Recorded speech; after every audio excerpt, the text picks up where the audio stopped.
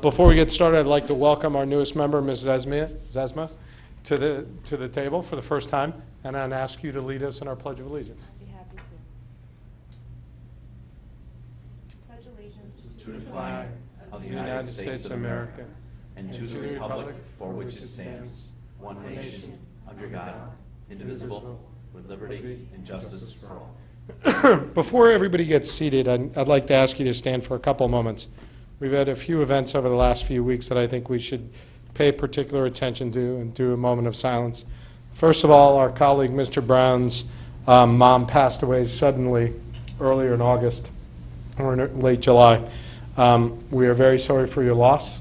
I had the opportunity to meet Jim's mom a number of times. She was a great lady, a lot of fun, and was good at teasing me, had a good sense of humor, and I enjoyed meeting her. And our condolences on behalf of the entire board to you and all of your family on the loss of your mom.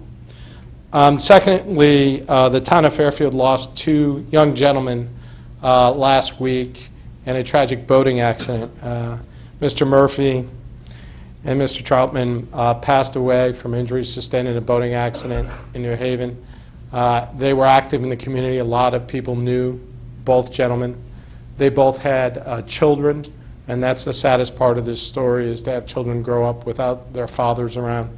I happen to know Mike Murphy through hockey. He was a fellow hockey dad, and came across him many times over the past 12 years, and he was an extraordinary gentleman and did a lot of good for our community. I did not know Mr. Troutman, but I understand he was the same. And it's always tragic when children lose their parents, and tonight I'd like to remember in our moment of silence any of the kids of Fairfield that have lost their parents. And then we also should remember our fellow citizens going through Hurricane Harvey and all that's going on down there. It's tremendous in these tumultuous times to see the country come together and rally around people who desperately need it. And our thoughts and prayers, as well as the thoughts and prayers of everybody in Fairfield, go out to all those people. So with that in mind, I'd ask for a moment of silence for all those intentions.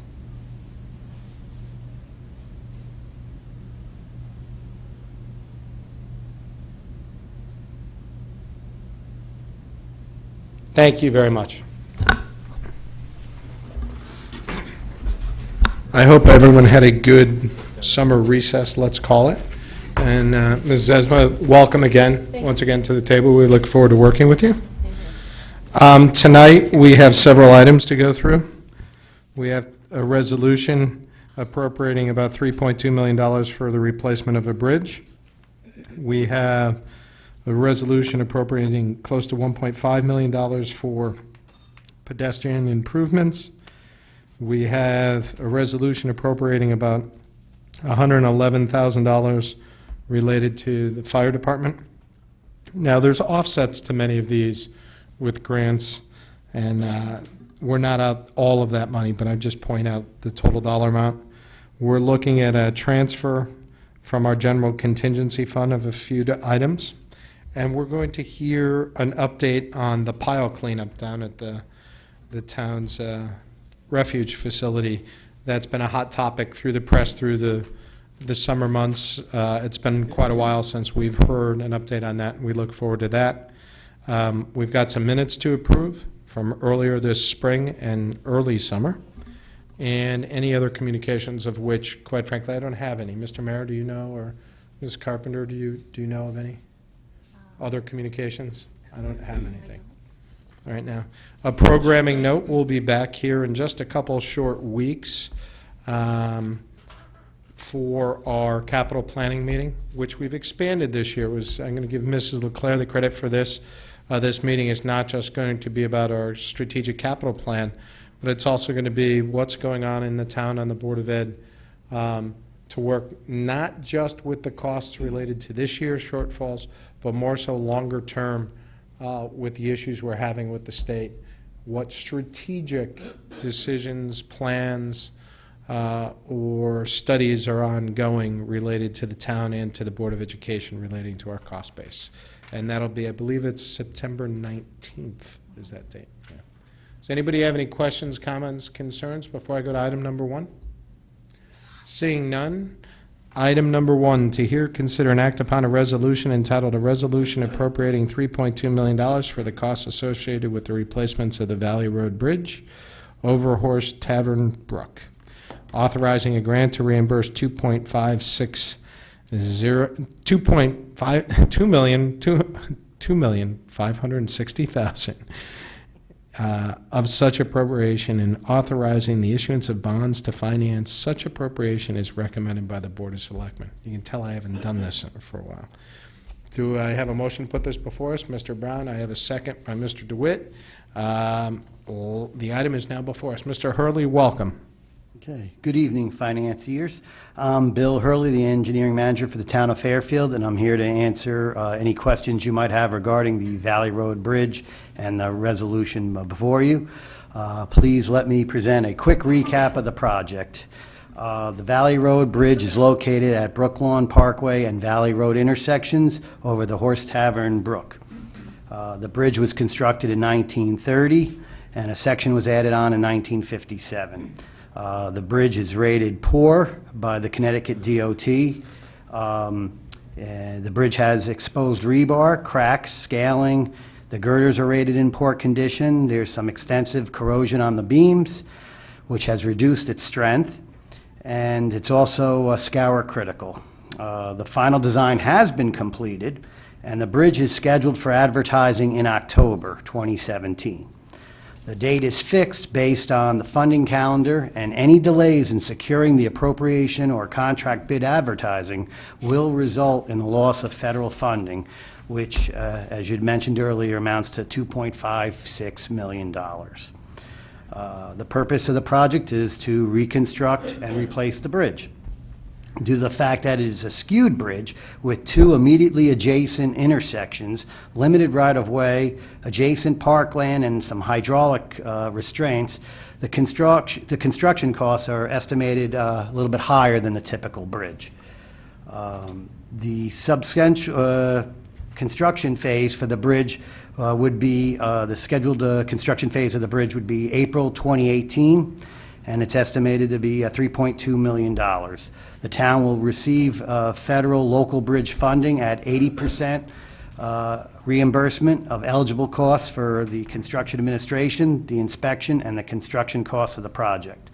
The bridge will have an approximately 50 to 75 year lifespan before it will either need to be replaced or rehabilitated. Only minor maintenance is expected for the first 5 or 10 years of the bridge after construction.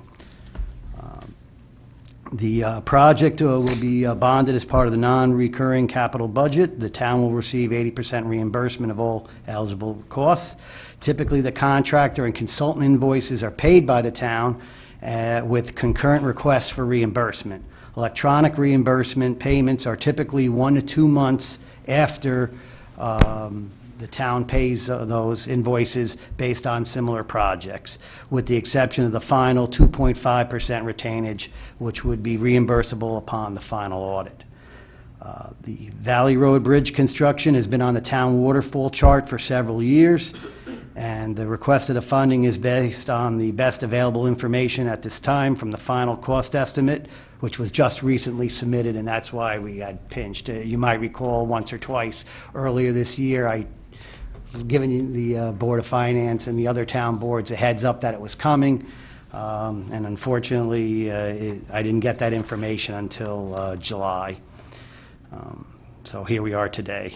We were able to get a 1-month extension when I explained the town's process, that it was about a 6-week process. We already have the Board of Selectmen approval on this. As I mentioned before, the deadline, though, by the state and federal government that delaying or tabling this approval will result in the loss of the grant. So if you have any questions, I'd be happy to answer them. Thank you, Mr. Hurley. Questions? Mrs. Marmion. Thank you. Can you, you mentioned the Brooklawn Parkway Valley Road residents. I know I was an RTM rep in that district way back when I first started talking to folks about this, and there was some concern based on a prior bridge right down the street that had been built, and they wanted to ensure that those concerns were addressed in the design and construction of this bridge that's before us today. Can you explain their concerns and how they were, you note that you took their input. What was that input, and how is that reflected in the design? Well, engineering did meet with the neighbors, residents, at least twice through the public meeting process. And then engineering and DPW met with the neighborhood meetings, a smaller group, trying to incorporate whatever comments and suggestions that they had. Some of the aspects was the aesthetics of the bridge and the guide rail in particular. That was probably the two major complaints with the Merritt Street Bridge, is that unfortunately the utilities at the last minute said that the utility line had to be attached to the bridge, and the fact that that was what we call a prefab bridge, we were unable to have it go through the bridge structure like this one will. So we have addressed that, and I think now there's only going to be one utility that goes underneath the bridge. The other one was able to lay another line recently this past spring, summer, so they'll be able to bypass the bridge. So we've addressed that utility comment. And as far as the guide rail comment, because of the, I guess, flatness immediately right after where the guide rail will be installed, we are able to do a timber with a steel backing guide rail. We wanted to reduce the length, but they wouldn't let us do that. We had to, meet the federal guidelines for road and bridge safety. But we were able to get the timber guide rail with the steel backing approved. So, and I believe that's only on one of the approaches. The other approaches will have the decorative type stone wall or concrete wall fixture onto it. So we did address those were the two main concerns that the neighborhood seemed to have. So thank you. Can I ask one more question? Of course. Sure. This has, so you mentioned, I saw the timing that we pretty much, if we don't approve this, we're going to lose funding. And you mentioned you were waiting for more information. You didn't get the information until July. Just refresh our memories. What was the information you were waiting on that kind of delayed? I know this has been going on for years in the planning. Yeah, well, two things. One, and I just use this as a mini little joke, but here's a little flow chart of what you have to go through for the process for a federal local bridge. And any one of these steps obviously can delay the project a little bit.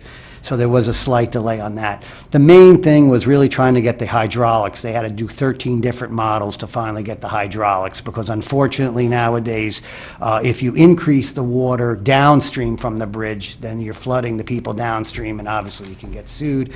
Meanwhile, if you restrain it or back it up more, then the people upstream. So yeah, it has to be a delicate balance where they don't even let you go more than half an inch. I think it's 0.01 hundredths of a foot is all that you're allowed to increase. So the hydraulics delayed it a little bit. And then the other thing, even as early as I think last year, we kept on getting I guess a pre-final cost estimate of somewhere between 2.8 and 3.3 million. And at the time, a couple of members of each board, when I approached that, they kind of said, see if you can fine-tune that number a little bit better. And so now we have at the 3.2 million. Because to give a range, when you're trying to figure out how much the town will get, how much the town share will be, if it's $500,000 range, that's not that accurate. So that was one of the delays. So when we finally got the official final estimate, we were able to use that. Thank you. Sure, good questions. I have Mr. DeWitt, and then I'll come back to you. Thank you, Mr. Chairman. A couple quick questions. The 80%, well, first off, is there any risk of this money, given all the things going on in Hartford with this grant? No, because this is 80% federal reimbursement. Federal, not Connecticut. Okay. That's correct. That's great news. Because this is State Department of Transportation, so that threw me a little bit. Yeah, the State Department of Transportation acts as the reviewing agency on behalf of the federal government. Oh, excellent. Okay. It says in the bond resolution, it's 80% of the eligible construction phase costs. So you're estimating at 3.2. The bids aren't going out until October. If that number change, we're not locked in to that 80 that $2.56 million number based on the fact that we're doing anything tonight?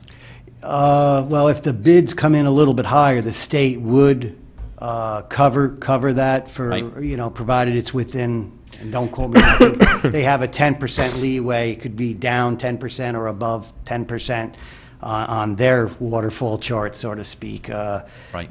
For the federal government and the administration of the funding. So we would get that covered. After the approval tonight, and assuming the RTM approves it, the state of Connecticut / federal government will give us what they call a project authorization letter, and that, after the bids, and that would have the, quote, exact or the most detailed numbers. Obviously, building a bridge, there might be a hidden impact that we don't know about, even though we did boring tests, maybe the rock's a little bit deeper, so they got to excavate a little bit more or something like that. And then sometimes, like with the Merritt Street Bridge, that one actually went, I think we were $3,000 under budget, so sometimes you Great, get shoot lucky. for that. All right, so low risk overall, you think? Yeah, I believe so. Great, thank you. Any other questions on the project itself? Seeing none, I'm going to turn to the bond resolution itself. We do have bond counsel here tonight. Are there any questions on the bond resolution? Mr. Mayor, is there anything odd in the bond resolution from your viewpoint, standpoint? Mr. Chair, no, there's, on the board, no, there's not. These are pretty straightforward. They authorize the full amount, authorize bonding, and authorize first selectman and treasurer to sign the documents. Thank you very much. Any questions, comments, concerns on the bond resolution? I haven't read through, is it 20-year bonds? No longer than 20 years, correct. All right, seeing none, any questions from the public on this item? Comments from the public?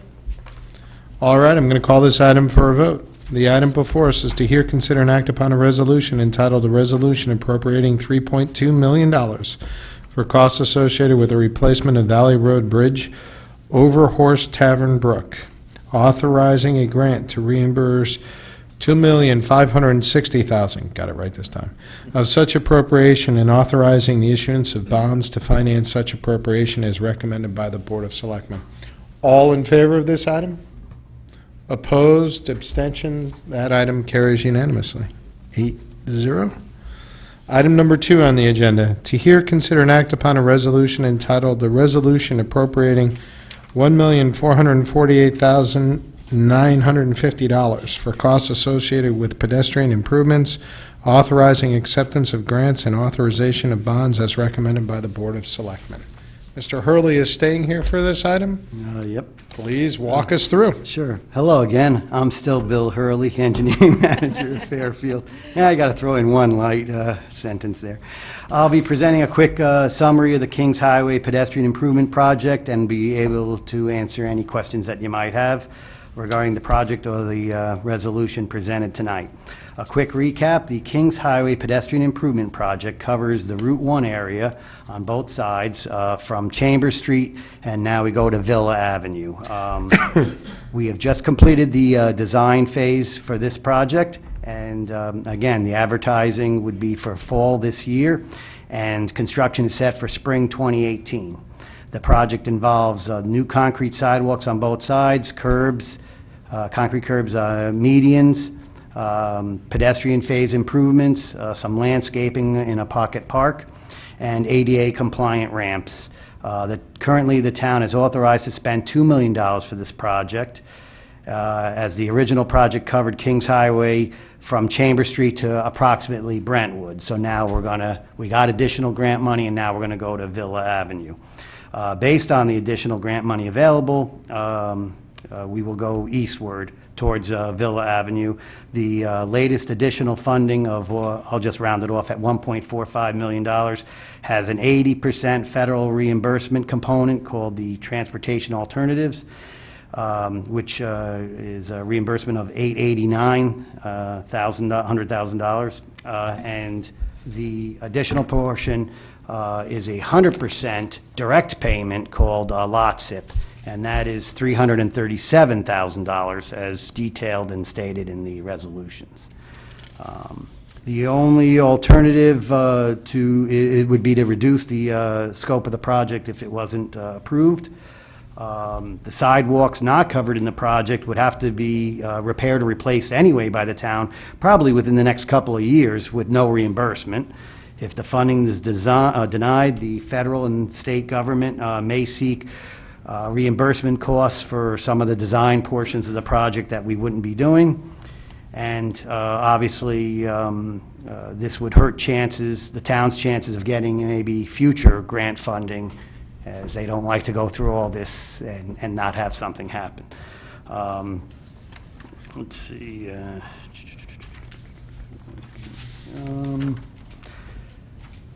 The entire project will be appropriated, but bonding can be performed in phases, and I'm sure Mr. Mayor will go over that part if need be. And We're pretty familiar with that yeah, as it is. yeah. So I think that's pretty much it. We got Thank- additional grant money. I think before, it was around 80% or 83%. Now we're up to almost 87%, as the region and the state both like this project, and were able to give us additional grant money.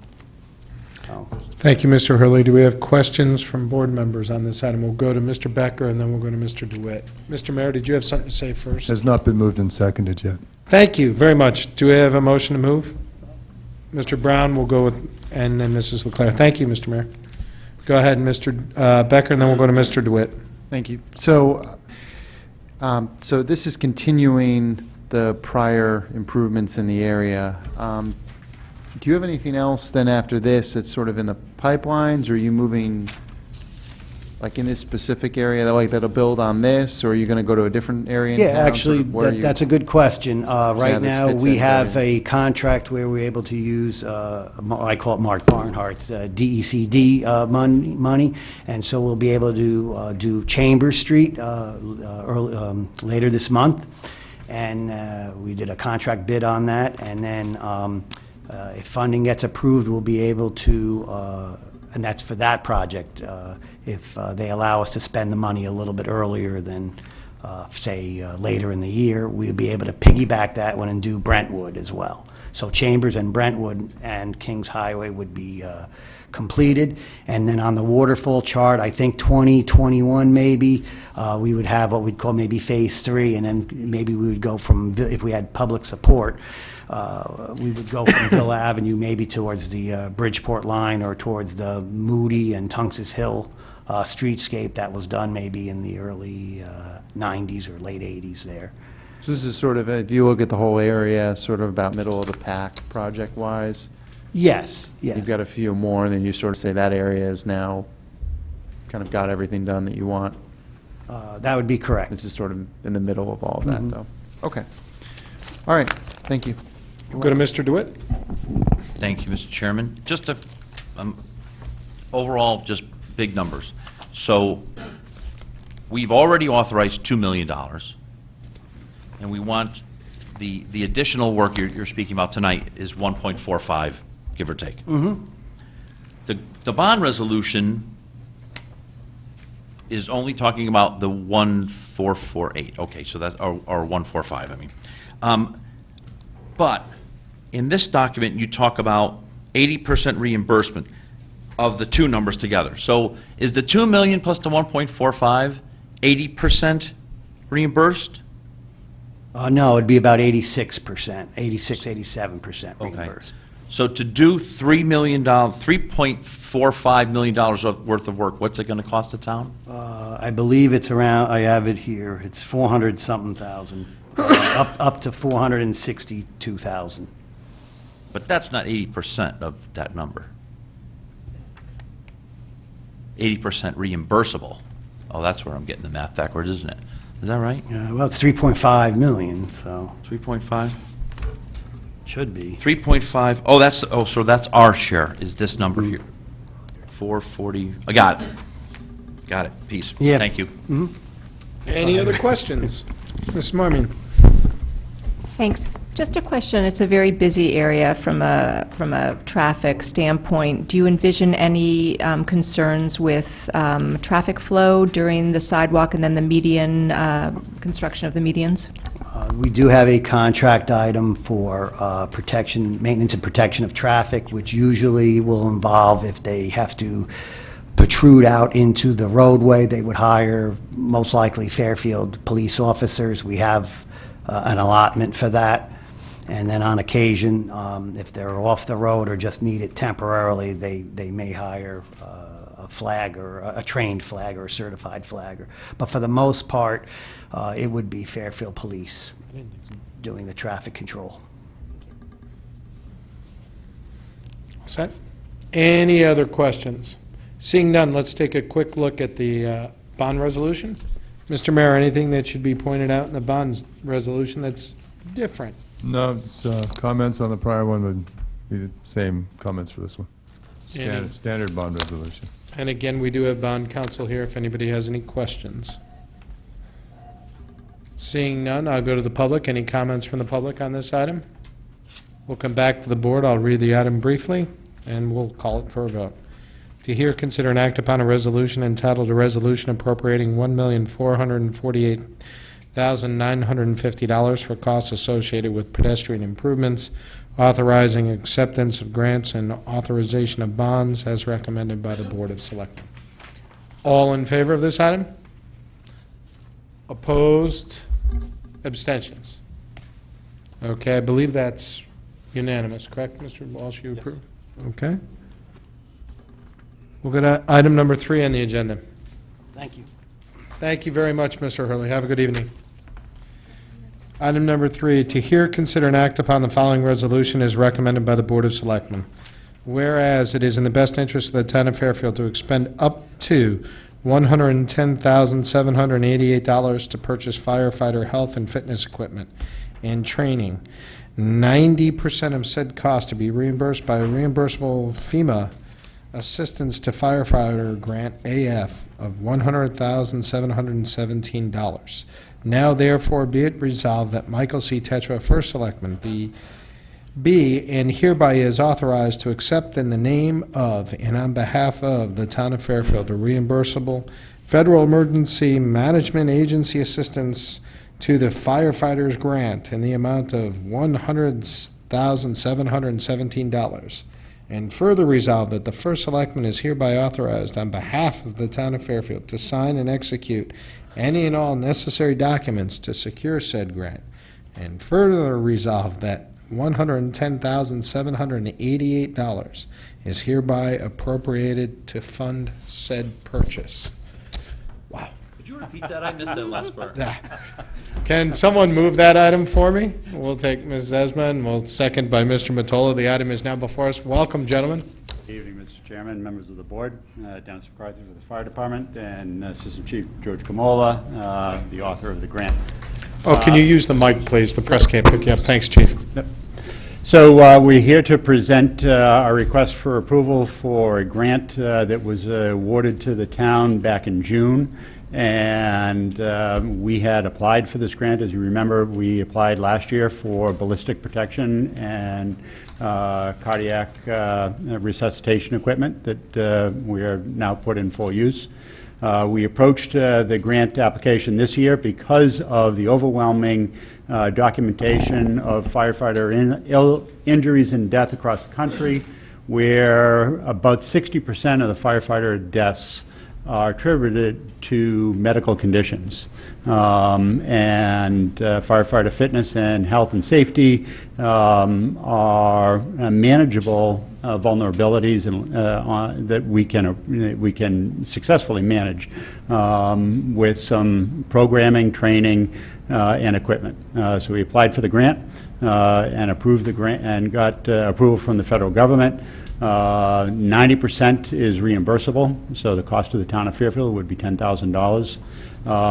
And we reserved money because the grant was approved in the last fiscal year.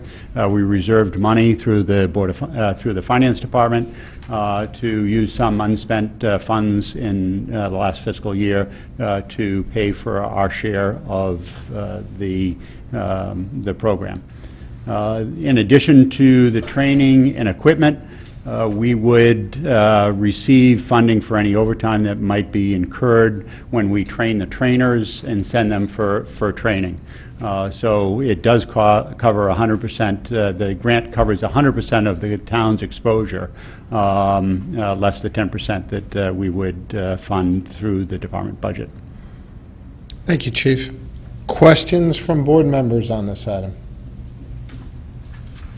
Mr. Walsh. Explain to me the amount that was held over from your budget from this past year that ended June 30th, and who authorized that?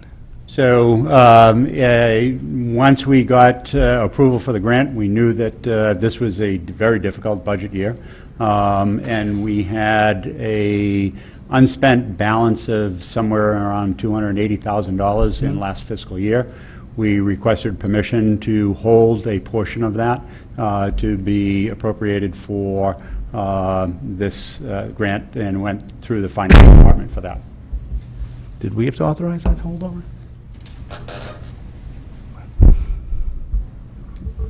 That's for items that are in a budget one year that don't get spent during that year. Those are carried over the next year. Those get authorized at the September or October meetings. I think we're going to be doing it at the quarterly review. You'll see all the schedules. So we haven't authorized it. So you've not authorized it yet. So how can we approve it if it hasn't been authorized? I don't know, it seems to be the cart before the horse. Well, you can prove it contingent upon your authorization.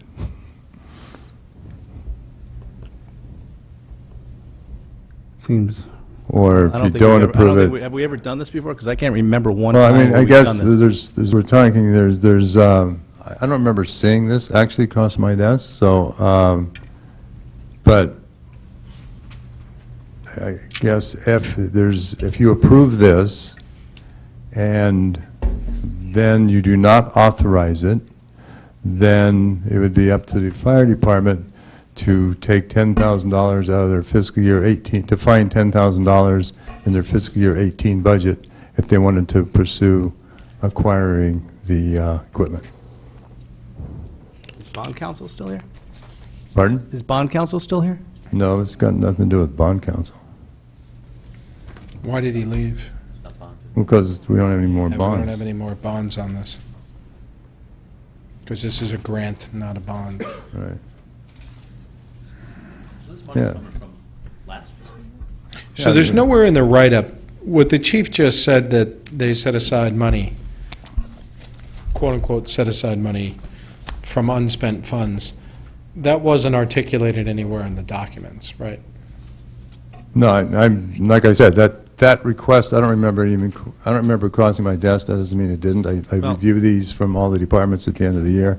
It is in this It is, documentation. It is In in the there. 14 points on the financing. Where is it? Well, in the 14 points, item 12, financing. Okay. On the first paragraph, gentlemen, in the bottom, last line of the first paragraph.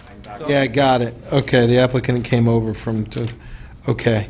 But this wasn't specifically in the budget, you're just saying that this is leftover funds? Because this makes it sound as though it was carried over for the budget, so this specific item was in the budget. But this specific item was not in the budget. Not in the budget. This is just carried over funds. We did not include it in the budget because it was, probably the budget was put That was the together prior to confusion. the application, and we were not sure that we would have received. Get the application, yeah. No, I understand, it's just the way it was written here. I never understood that it was hey, we have some unspent funds, so we're going to do this, but that's what you articulated here. Okay, fair enough. Other questions, comments? Mr. Walsh, are you done? Do you want to follow up on that I item? just don't understand how we do this when we haven't had that other meeting yet to carry over funds. And with the difficult budget year we're having, I mean, I'm not saying that these funds aren't well spent. I kind of, it's only $10,000, but it's just more the process issue. It just seems to be a Oh, very I'm big not- process issue well, that we've there's never two- done this, there's- we've never, just let me finish. Yeah, I know, I I'm know. in the middle of talking. I know. Okay? We have never done this before, ever before, that I've been on this board, where we haven't given our decision in regards to the carryover. and people are spending the money already. And there seems to be this happening, or at least this request. Yeah. There seems to be a press release that I saw from the first selectman talking about money for the library This purpose. that we haven't done anything with. The books aren't even closed. We haven't seen where the fourth quarter is. We know nothing about any of these numbers. And the legislature hasn't voted yet in regards to the money that, or not more, or no money that they're giving the town at a very precarious position. I could address each of those if Okay. you're done, but I'm going to just stick to this Let's stay one on right this here. item right now. Let's stay on this item right now. It is policy to allow carryovers for items that are in a budget.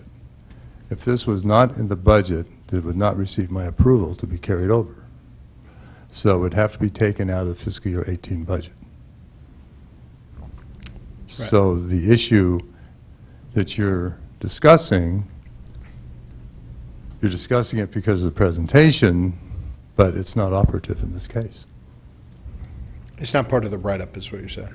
No, I'm saying I wouldn't approve it. I wouldn't approve the carryover. Right. Because it's not in this year's budget. I only approve things that are budgeted to be carried over.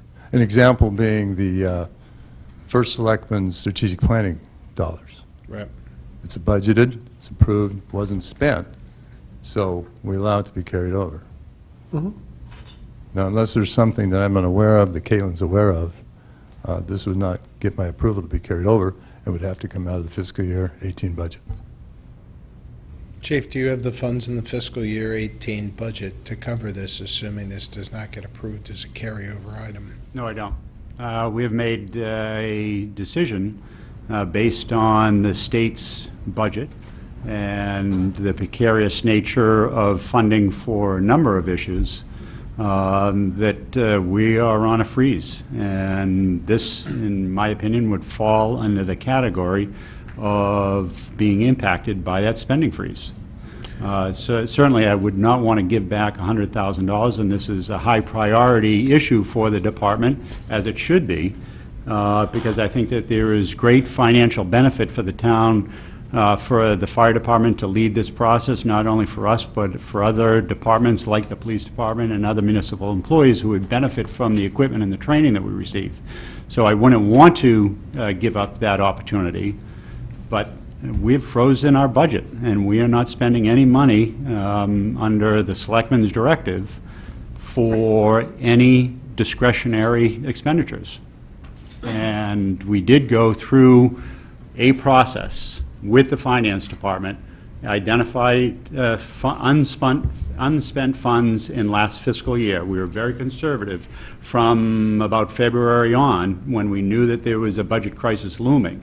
We were very conservative. When we realized we had $280,000 unspent department budget, we appealed for $10,000 of that to be signed through the finance department for this project. And I put it in writing, very clear that we had finance department authorization to do so. I don't mean to, disparage anybody in the finance department office, but I certainly would not have stated so emphatically the confirmation that we received that this money could be reserved for this purpose. It was, the grant was approved in fiscal year 17. There was not a Board of Finance or Board of Selectmen meeting in order to get approved earlier. We went to the only Board of Selectmen meeting in August, and this was the first opportunity to appear before the Board of Finance since the grant was awarded. So the grant was awarded what date? Just so that we're all on the same page. June 21st, sir. Thank you. And then you went before the Board of Selectmen in August? Correct. Okay, fair enough. The, Can I ask And- a quick question? yeah, please, Mr. Mayor.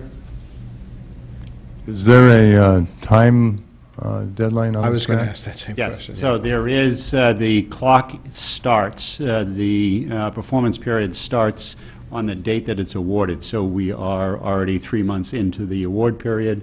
Is it 12-month or 18-month, George? We actually extended the acceptance portion of the grant. Originally, we had 30 days from the time at which we were notified of that our grant was approved and awarded. So we received an extension based on the timing of the meetings.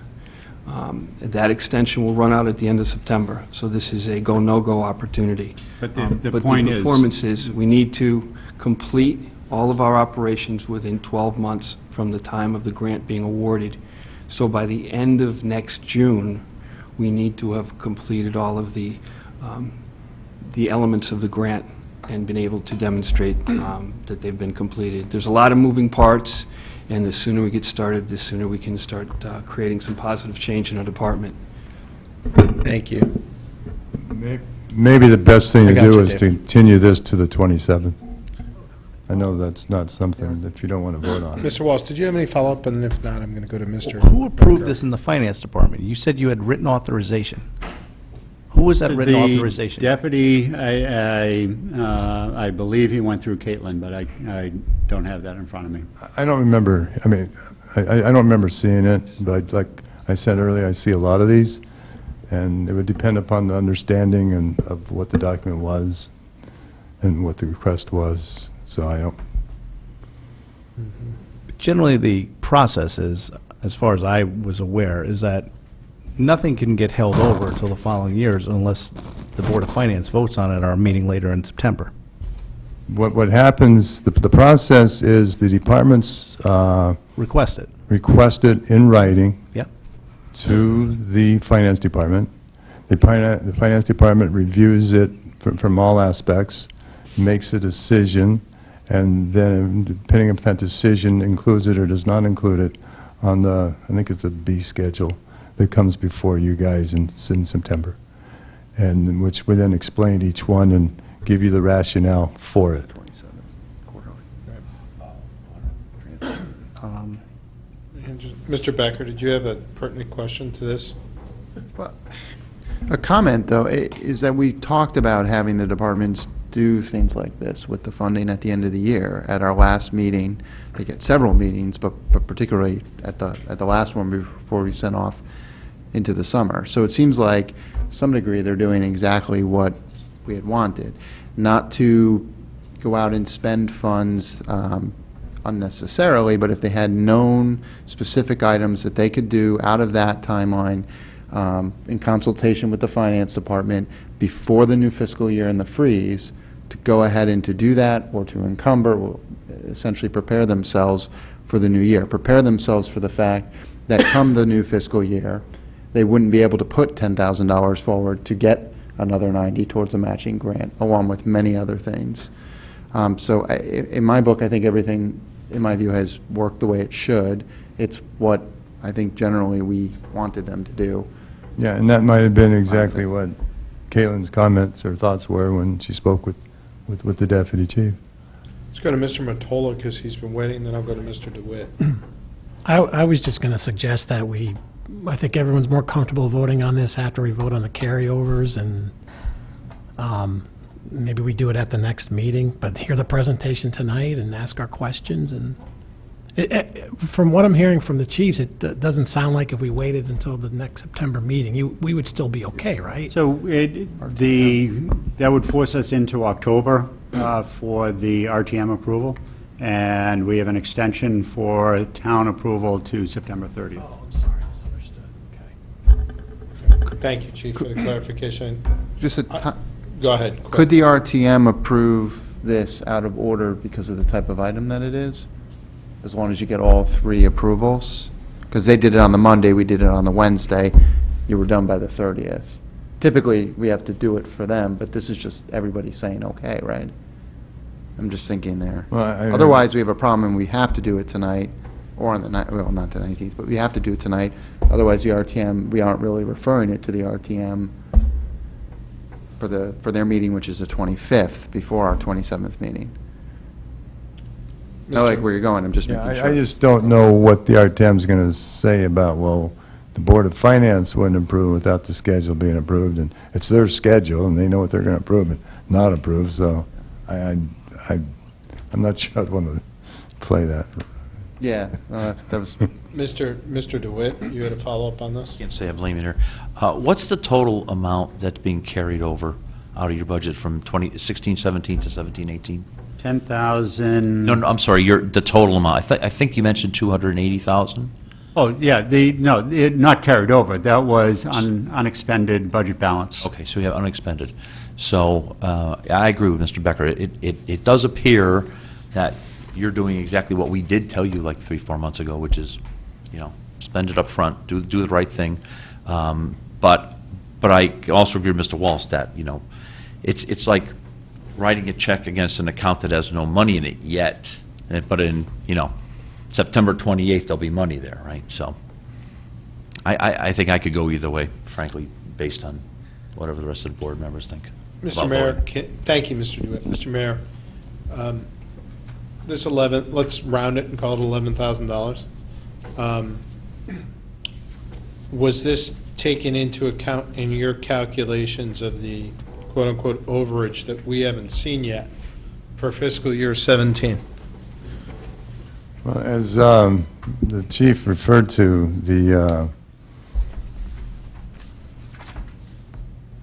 the departments all came in amazingly strong with respect to budget savings as a result of the First Selectman's hiring freeze and request. Right. So basically, the revenues, and we also had some luck with revenues, for example, both with the town clerk and I know we're going to hear the, right, we're gonna so hear this presentation. we're looking very strong. okay, we're looking very strong, but you did an analysis of which, as Mr. Walsh referred to, there was a press release released saying, based on the analysis, we believe we can carry over savings, because we did it in a previous year, from this fiscal year to help fund some operations of the town, some things, in the next fiscal year, correct? This $10,000 would not impact that analysis.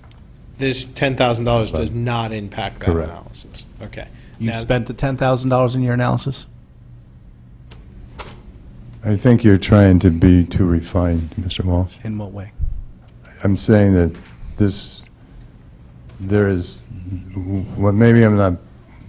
what I'm saying is, if this $10,000 gets used for this or not, then there are still sufficient funds to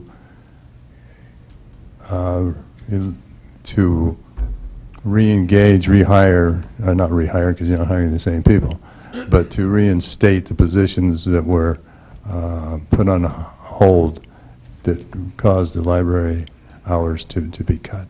This $10,000 will not impact that. So from that perspective, yes, it's in the calculation.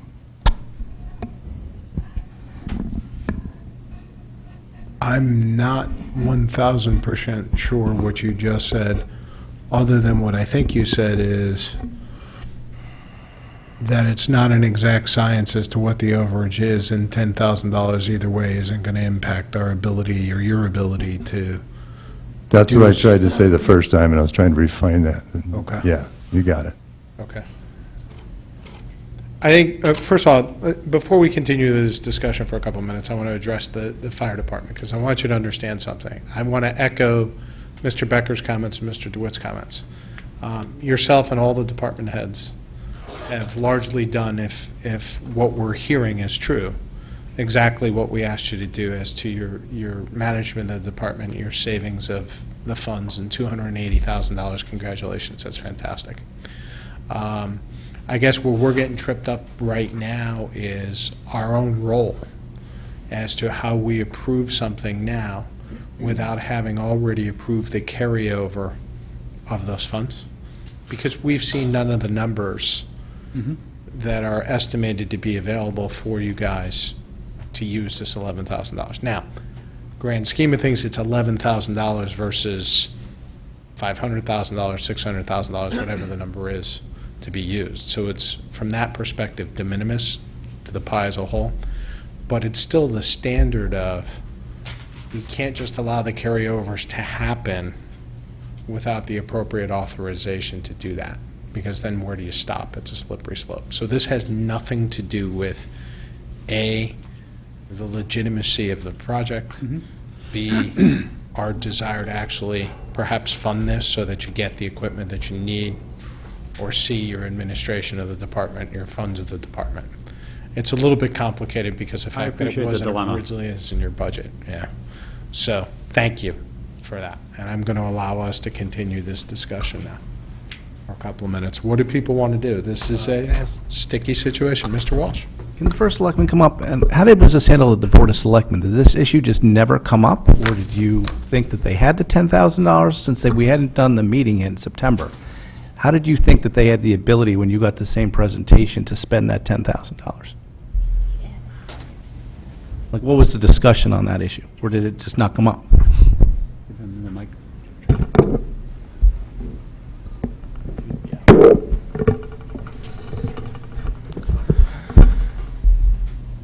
I'm trying to recall the exact discussion, going back a bit, and I don't think we spent a lot of time on this. I think the assumption was that it was part of a group of, it was $10,000. It was part of, as departments carry over different numbers, that it has to come before the Board of Finance for approval, certainly, but something of this size wouldn't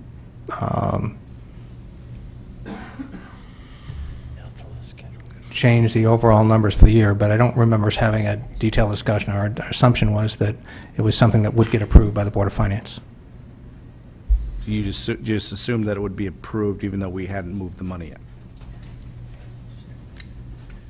Okay. I think it's just a slippery slope. I'm not against the spending of the $10,000. And I clearly want to get the 90% for free. So it's not about that. It's just about the process.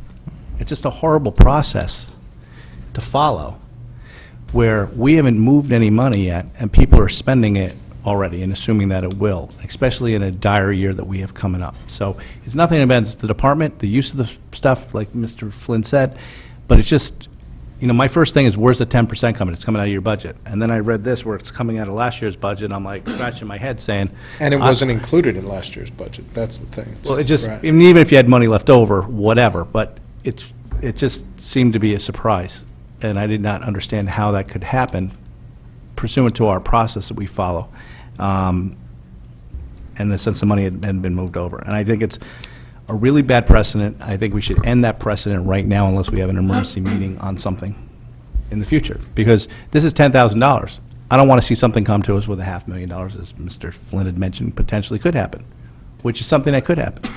It's just, the process needs to be cleaned up, and nothing can be assumed, I guess, until we have the meeting. But it's still last year's budget. Go right ahead. Last year's budget. So I don't know if those comments preclude a contingent approval. We have until September 30th to execute the grant, to accept the grant formally to the federal government. And certainly, your meeting will have taken place, the RTM meeting have taken place, and if the approval is contingent upon the holdover and application of this $10,000 for this project, we would be on safe grounds with the federal government. And I understand that may not be the slippery slope you referred to or not. I mean, Chief, let me take your comments under consideration and ask a question of our Chief Fiscal Officer, and we'll see if we can do this. Ms. Walsh might. Mr. Mayor, what is the amount right now that you're projecting that you are over or better than for June 30th that we have not seen the detail, this body has not seen the details on?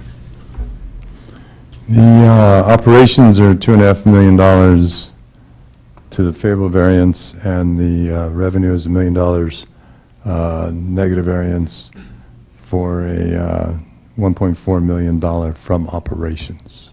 Okay. Of that 1.4 million, you've had a certain number of that you are quote-unquote carrying over and are at some point going to come to us and ask if you can, correct? Correct. How much of that 1.4 are you quote-unquote asking for?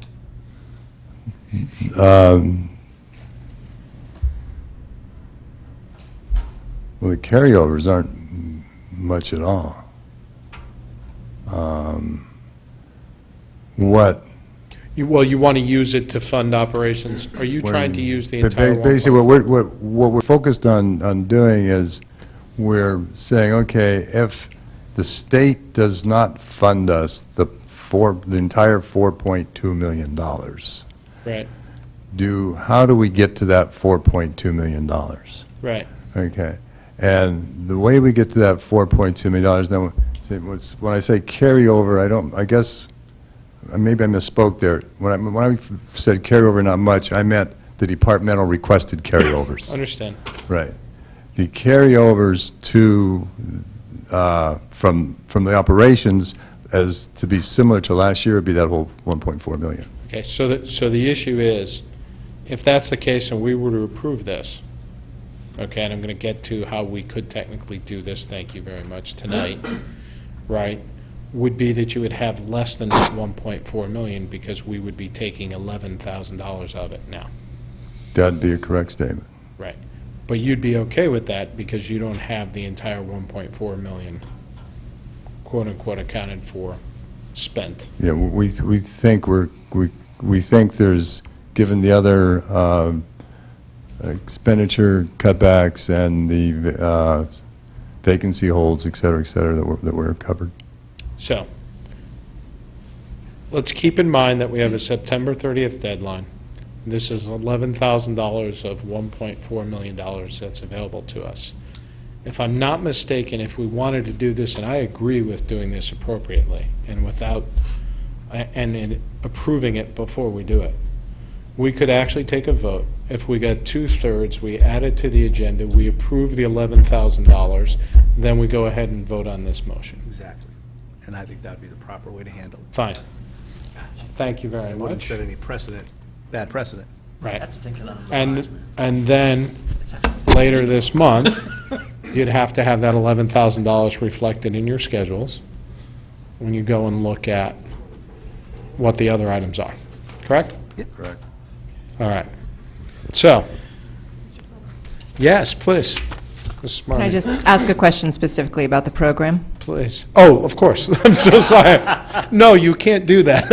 Okay. So you had mentioned other municipal workers, including the Fairfield Police. You outlined that. And you might open this program up to regional partners and then other fire departments in the area, I'm assuming.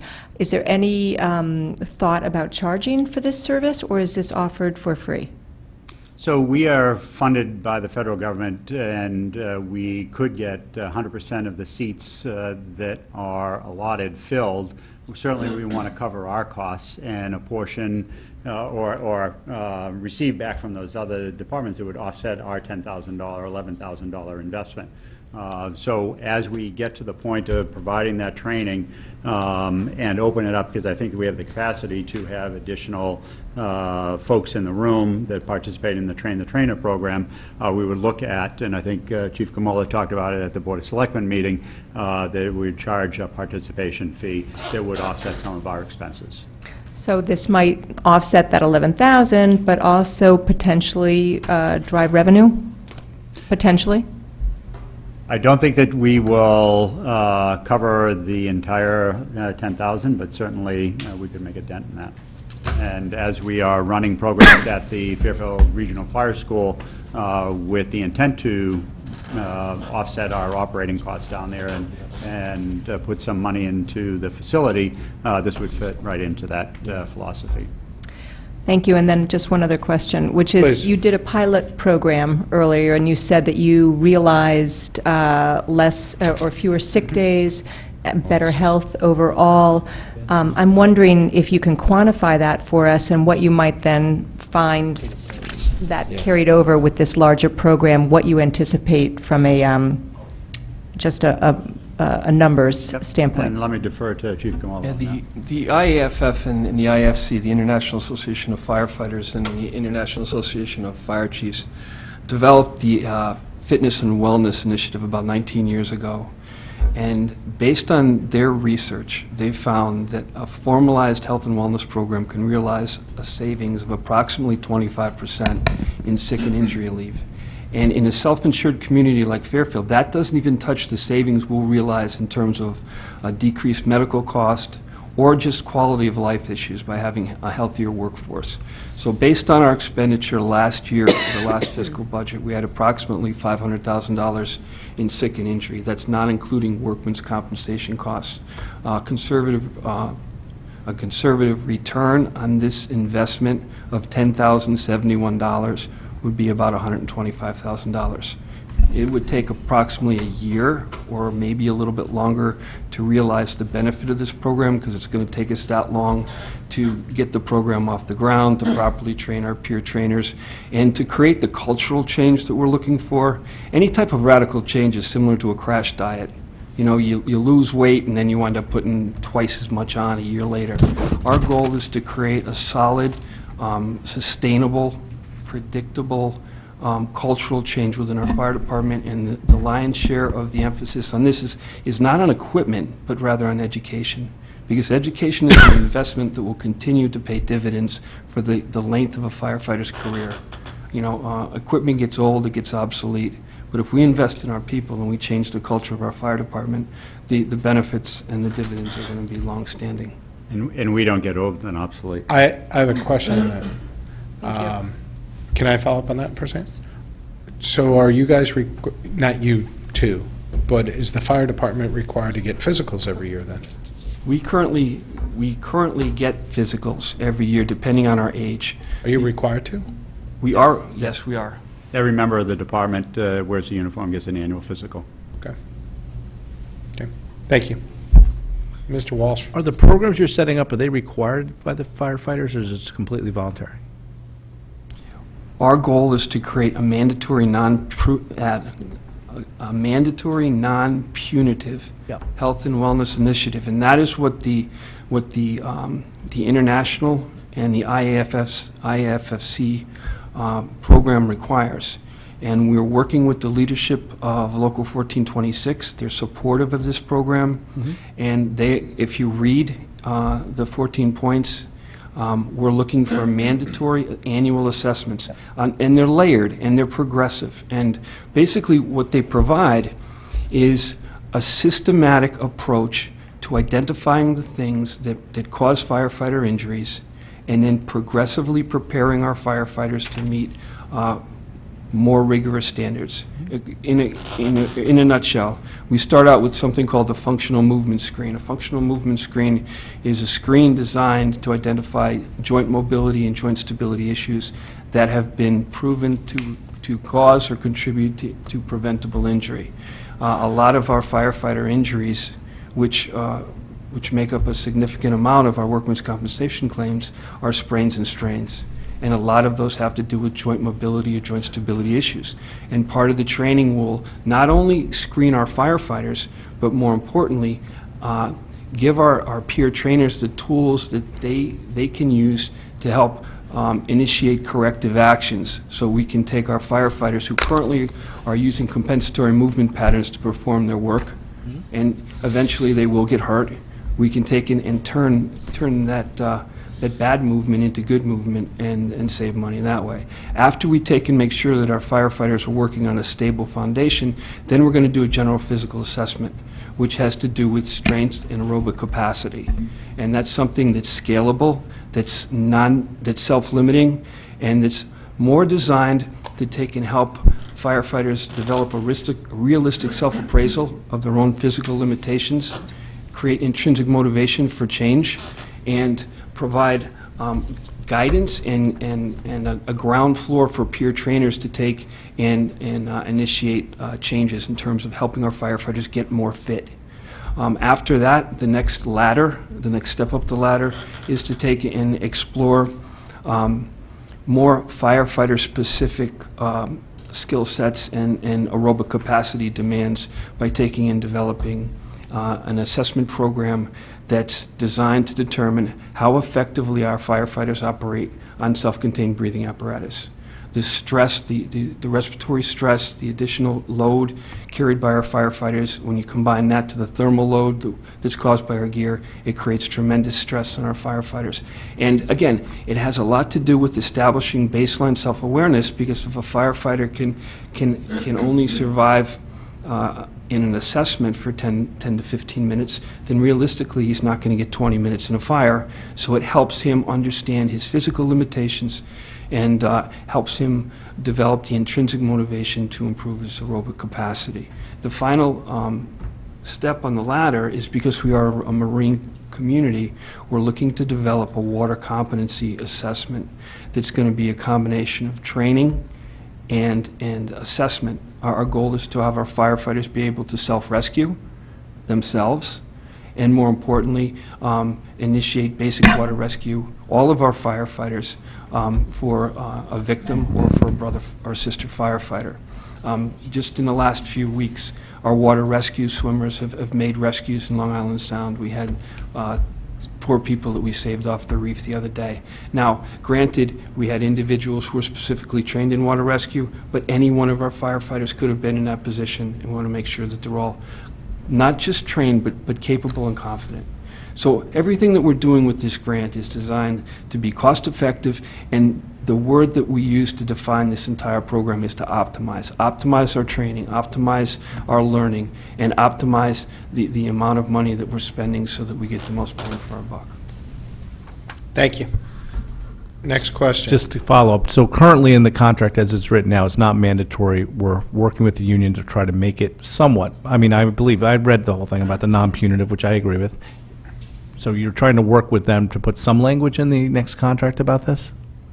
So if I can, the approach would be, and we have concurrence from the union, that the assessments can be mandatory. Okay. The participation and what they do with that information, it becomes voluntary, and certainly when you hear of the multiple ways that we're approaching the problem, that includes things like diet, that Chief Gamola didn't go over, but there are other elements of this that we will require them to participate in the assessments. We will develop training programs that work on functional capacity, doing work that is not exercise, but places the physical demands on them.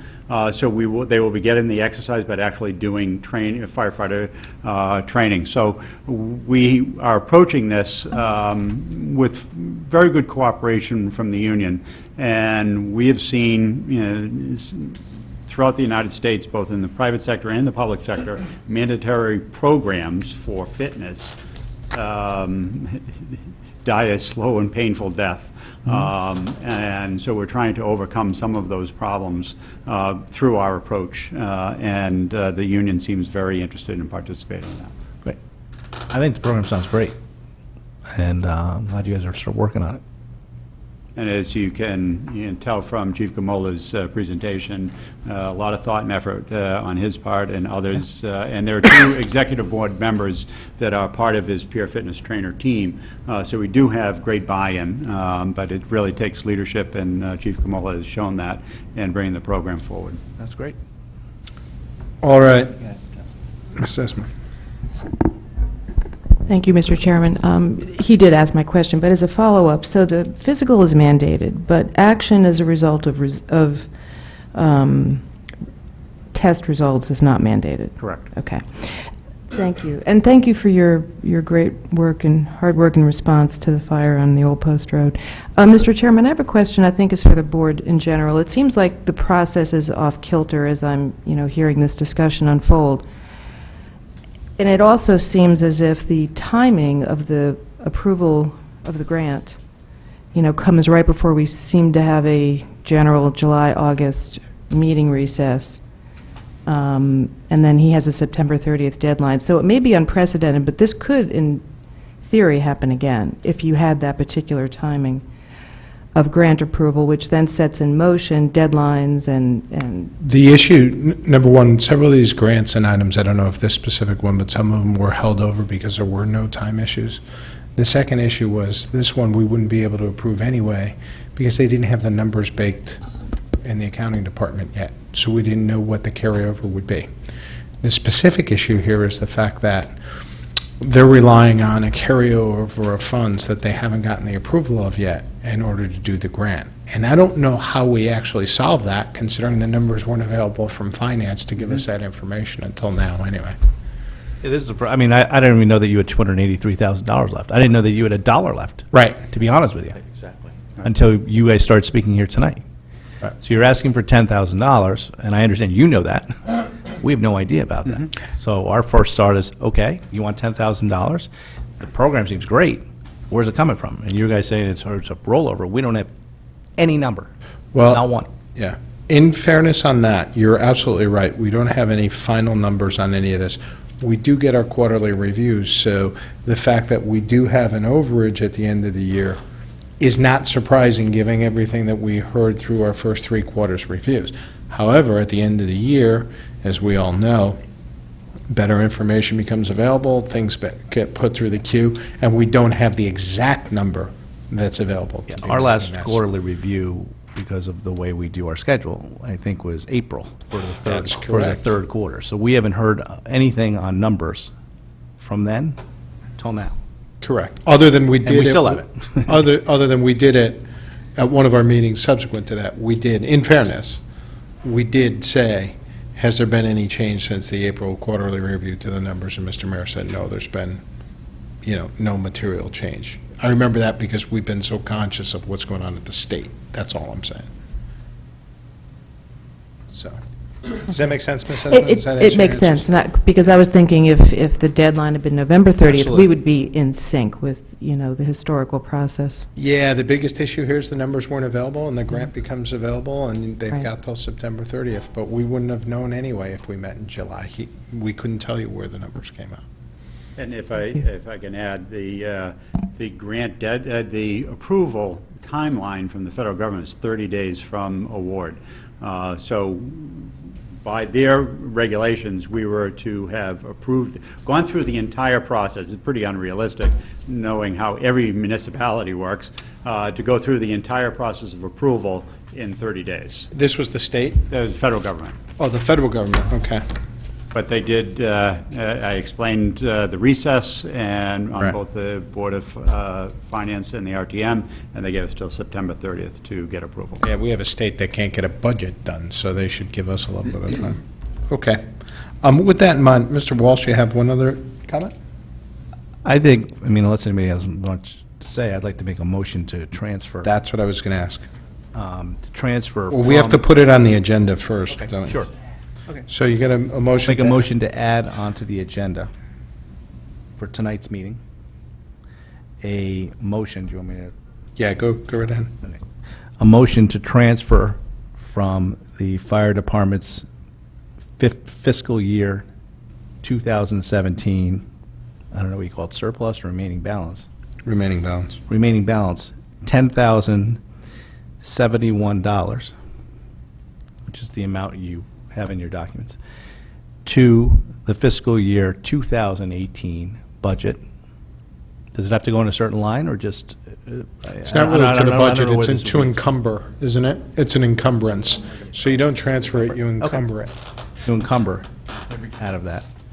To encumber out of the To fiscal year. encumber out of, the actual number is 269 is the actual savings, but to encumber, of the $269,000 savings, to encumber 10,000 whatever. $10,071. $71 for the fiscal year 17 budget. From the fiscal year 17. From the fiscal year 17 budget. For the, yeah. For the so- purposes- Yes, that way you'll actually get recorded in 17. Okay. Why don't we write, can we take a shot at this, because it's kind of pell-mell right now. The motion is to add to the agenda the approval of the encumbrance of $10,071 out of the fire department's fiscal year 2017 remaining balance for the purpose of effectuating this grant and funding the town's portion of this grant in fiscal year 2018. Is that a, No, if it's an, well, Well, it's an encumbrance, it'll be encumbrance, but it's- 17. correct. Make it 17. I did say that already. Okay, Jennifer, are you catching any of this? You're going to have to go to the videotape. I'll Okay. put the rest on video. Do you want to do it? I just articulated it. It's, Yeah, the only thing I'm saying that's different is It's I from the agree with the- fiscal year 2017 budget. It's an encumbrance of $10,071 out of the fiscal year 2017 budget, out of a surplus that's available to effectuate this grant by funding the town's obligation, period. I like that. I didn't mean to take over your motion. Do you want to? No, that's fine. You want to second it? Mr. Mottola seconds. Anybody have any questions? We need a two-thirds vote to add this to the agenda. All in favor?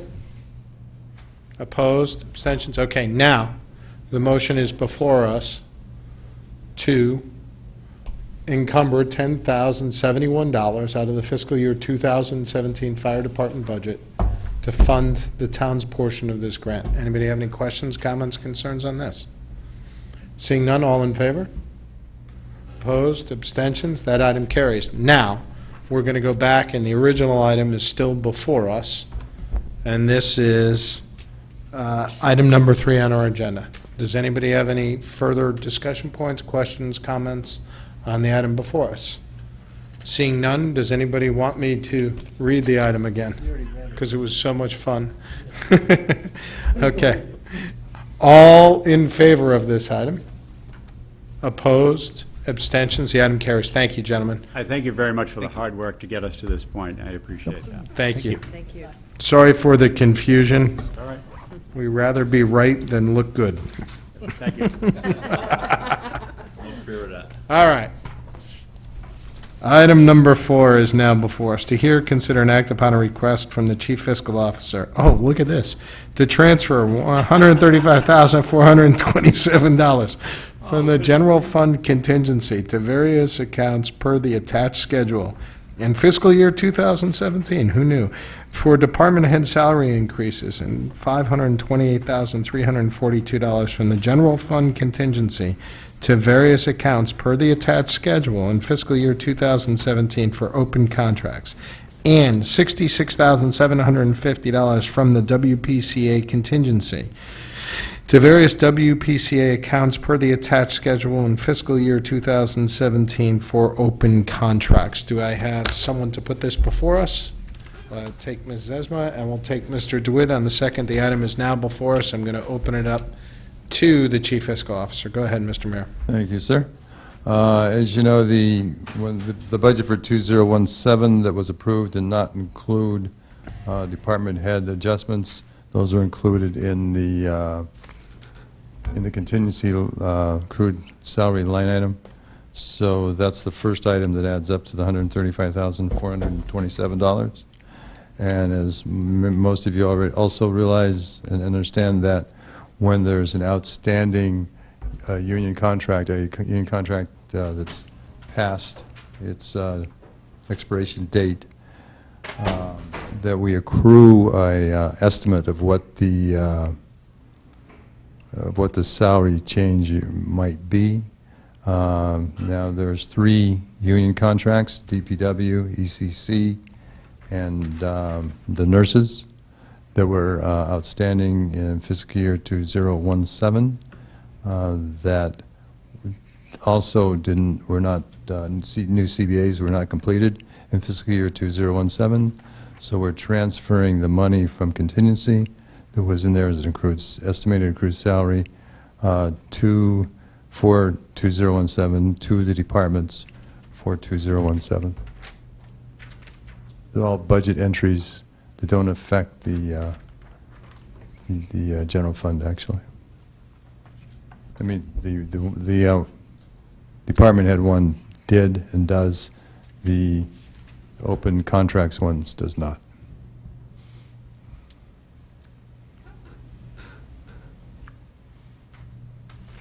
Thank you, Mr. Mayor.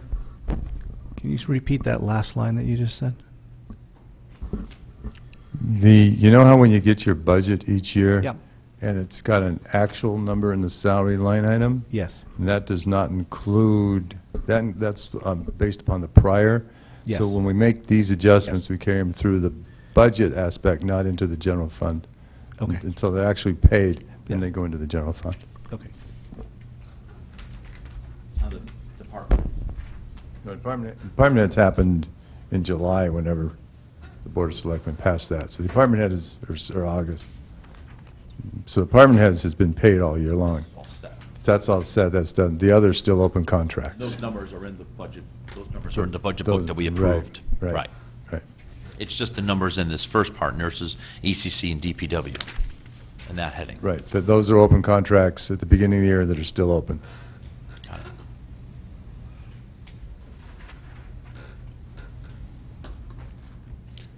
Questions, comments? We'll continue. Mr. Becker? When I say still open, correction there, they were opened on June 30th. Nurses is closed since then, and ECC is going before the, ECC and Fire are going before the RTM in September. And when did the Board of Selectmen approve the department head increases? That would have been June, July, or August of 16? Of 16? 16. Yes. This is the 17 salary. You know, when you approved your 17 budget, you put that number in the contingency as opposed to, because the first selectman had not made a recommendation for the department heads yet. So there was a amount put in contingency. Okay. And then, so we could have done this any time during the year. We just didn't get to it Okay. till we And- started thinking about transfers today. And do the amounts that we put in contingency cover Yes, they what do. was approved in 16, 17? Correct. Yes, they do. Any extra or no, or A little bit of extra. a little bit extra? Okay, okay. So have they met now already for the one that will get hit next September 4? No, I'm not expecting any good news. So there's been no department head increases approved in the current fiscal year for the current fiscal year? That's a correct statement. Okay. Okay. Just, thank you for the clarification. There's one department head, 51030, which is part-time. Am I missing there? Is it department head? 107. Dave, what are you asking? So second line down on the department head, one of the transfers is to 51030 instead of 51010, which is part-time instead of full-time. Department, what's 107 then that would have a part-time department head? Right, everybody else is all in one column, but there's one that's in Right, a different column. Makes nurses. perfect sense, I just don't know what that would be. It's on the prior Health nurses? 6010 nurses. So that's,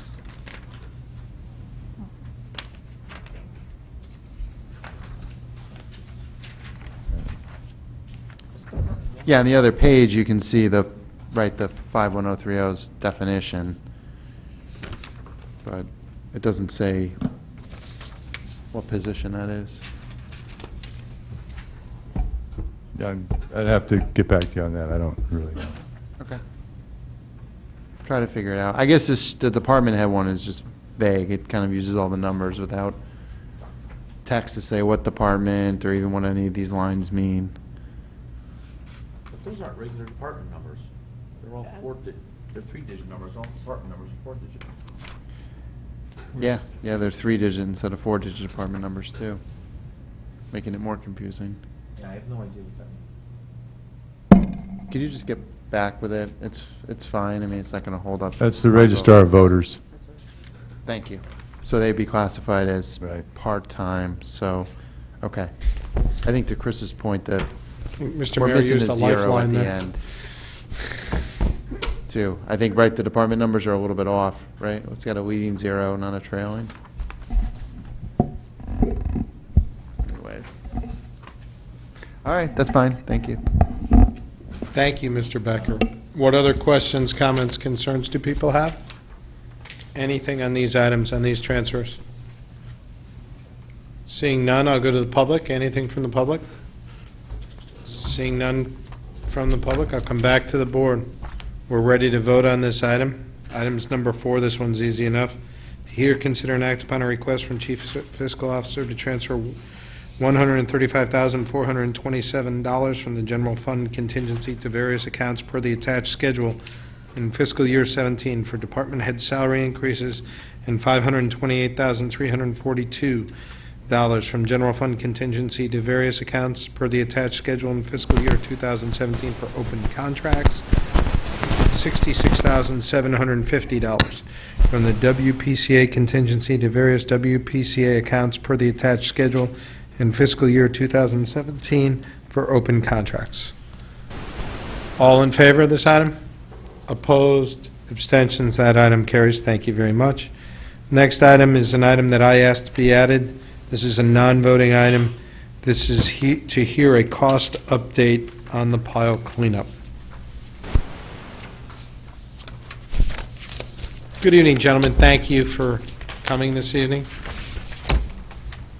Please, so the reason I asked for this to be added was going around town this summer, I've been asked a number of questions regarding where do we stand on the cleanup?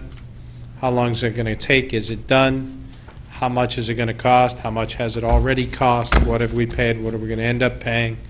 So I'd appreciate some clarifications. I'm sure I would think if I'm being asked, other members of the board are probably being asked as well as they're around town. Yeah, so we've been giving updates every other month to the Fairfield Beach Road or Association, who comes out most of the meetings, but anyone else is obviously able to attend those meetings. So the remediation was started in June 21st.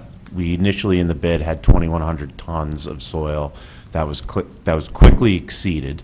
But because there was some of the things that the bid was done in line items, so some of those line items weren't needed, so there was actually savings in the beginning. So we ended up saving, there was one line item for removing bulky contaminated material, which we ended up not having to do, so there was a $38,000 savings initially. So we've ended up having to actually excavate more material and remove that off-site. We're actually up to about 3,100 tons at this point. So the bulk of the soil that was removed from the site, we've done extensive testing each time we've removed additional soil. And right now we're at a point where there's a couple samples, 7 out of about 50 so far, and we still have more coming back because the sampling was done in a grid section. So there's about 7 or 8 soils that are exceeding the remediation standard regulations, the DEP regulations in the center of the pile that's at grade. So I have a meeting with the LEP probably Thursday or Friday this week. Once we get back the remaining samples, there's additional excavation that's going to need to be required to complete the project. Right now, initially when we came in front of the board in June, we asked for $289,000. We still have about $17,000 left within that initial budget. At this point, I don't know how much more soil removal is going to be required. It's about an area the size of these tables where the samples have come back. And what we're going to do, and what we have done since the initial remediation, is that we've actually gone in, stockpiled material to get an estimate of the volume before we ship it off-site. And then, so we'll go in there, pull more soil out, get an idea of the volume, and at that point I'll be able to tell you whether or not we're going to need additional funding. It's going to be close. I'm hoping that it's under, but it's going to be close. So right now, we haven't expended all of the 289. We still have $17,000 left within that budget. We're going to be close, is all I can tell you. Until the end of next week, I can give you a better update about that. Okay, and that's on the remediation efforts, and it's a wider area, but less of some of the stuff you were concerned about having. It is a bit, it's more than the initial bid, but again, when I came back, actually I don't think I was here in June, but when we discussed this initially, because of the way the site is, it was hard to get an initial degree and extent of the material because the sampling techniques, literally we had to use an excavator because of the fill material. It's not necessarily standard protocol to do that type of environmental sampling in that type of soil Fill. matrix. Yeah. Yeah, because when you pull it back, it falls in. It's not, normally you're drilling through a known column soil and you can log it, based on the depths. So that's the cost of doing, and please, let's make this a free discussion, so my apologies if that's the cost of actually the remediation so far. You still have a ton of stuff that you need to get out of there, correct? That's originally what they were supposed to do, was get rid of a bunch of that soil, correct? Yes, so the 289 was focused directly on the PCB materials that were dumped there that were part of the LEP's inspection there's a report she did November 27th, 2016, that actually found this problem, and, we all know the timeline of events of shutting the facility down, but that's what triggered this. So that's just addressing this one known dumping area. Okay, so to address the rest of it, which is actually the massive amounts of material that was dumped there over time, how much is that going to cost to get, because we need to get rid of that stuff as well, correct? Now, sure, as you know, we have a legal action against the contractor. I do. And the estimate that we've come up with to range starts at about $3 million to totally truck the material off-site. That's 100%. One of the things we've been working on, and we have a meeting coming up a week from tonight with the residents, is develop a burn plan to potentially use some of the material on-site to provide a screening between the Fairfield Beach Road neighbors and our public works activities. So we have a design for that. We submitted it to planning and zoning. We had a meeting about 2 weeks ago, and there was still quite a few questions from the Fairfield Beach neighbors. So we had a meeting scheduled for September 12th to further explain and refine that plan. But hopefully some of the material could be used on site to create a buffer, not just to the public works activity, but to the Harvest New England woody debris operation also. And what is the time frame of doing all that, and can you do that while a lawsuit is ongoing against the contractor that was supposed to do it originally? Well, we have the two paths going on now, so Yeah. we'll wait for them to play out. I wouldn't want to speculate which option will I come don't to know, fruition. So okay, what's the lawsuit for? Is the lawsuit for money, or do you would allow them back on the site to do the work? No, it's for monetary. Right. Correct. Okay, so how long, what's the timeframe? There's another hearing, I think it's on September 12th. That's so all are I we can not really going to tell do you. anything until we know what's going on with the lawsuit? The remediation's ongoing, I think. That I Yeah, understand. Yeah, so, Yeah. but I think the broader plan, that's going to take months to still get approved and developed and go forward. But that's a multi-million-dollar, whatever we do there, that's multi-million-dollar, whether we're paying for it or whether there's some type of legal settlement that someone else pays, correct?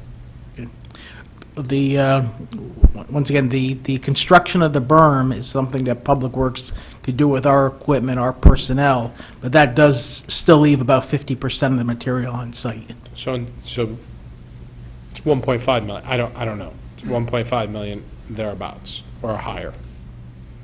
Okay. Mr. Matola? So if I'm understanding it, you want to use some of the material that, I'm going to call good material, just for using simple terminology. You want to use that to build a berm, right? That's what we proposed, and once again, we had, we flushed the plan out probably around 8 months ago. We had a landscape architect from the University of Connecticut. He developed the plan, and once again, when we presented it with planning and zoning, there was some, I wouldn't say backlash, but there was a need to further, Sure. Who evaluate. paid for the landscape architect? Excuse me? Who paid for the landscape architect that did the work? That was paid for out of Public Works operating budget from last year. I believe it was on the order of $7,000. It was a professor at UConn in conjunction with his graduate students, a charrette type thing, so. And then I think you said you want to use 50% of the good material to do that. The remaining 50%, isn't there some functional use? You can use that material for something else? Can you sell it? Can you? Possibly. Once again, the estimates that we had, we had 3 estimates. Once again, and, 3 estimates for the purpose of the legal proceedings to get rid of the material that would be further, refined. But yeah, the material potentially does have some value as a raw product. Okay, that's it. Other questions? Mr. DeWitt? Thank you, Mr. Chairman. So I'm looking at your handout. So just to be clear, there's 3 tasks on here, task 1, 2, and 3, that total $273,554. That's what the $289,000 That's correct. budget that you were given. That's correct. So the leftover from that's about 15.5, right? Yeah. So give or take, okay. The last line here is legal fees, which of course is not included in your 289,000, but it is 43,000. So that would put us 20-some-odd thousand, a little more than 20-some-odd thousand in the hole just from that. So, Chris, can I ask a follow-up to that? Yeah, please do. Big one? That 42,000, those are legal fees to date?